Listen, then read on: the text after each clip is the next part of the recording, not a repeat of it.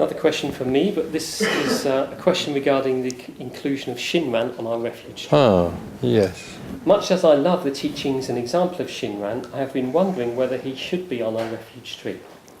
My doubts are to do with his emphasis on complete reliance on other power, to the exclusion of any reliance on self-power. You have apparently said that you included Shinran on the tree because he represented the teaching of other power.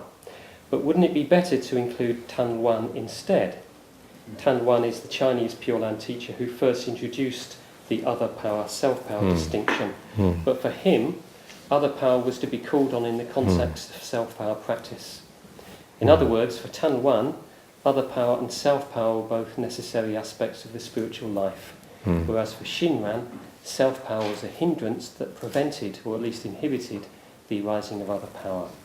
Tan Wan's position therefore seems to reflect our own position more accurately. No, the reason I included Shinran was a quite different one. Shinran once said that he was neither a monk nor a layman. And I saw that as a very radical statement and as very much in accordance with my own radical position in this respect, and therefore the order's position in this respect.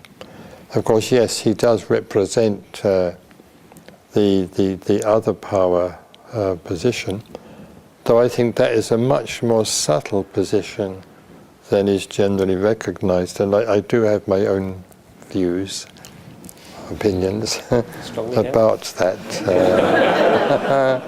Well, we won't discuss that at the moment,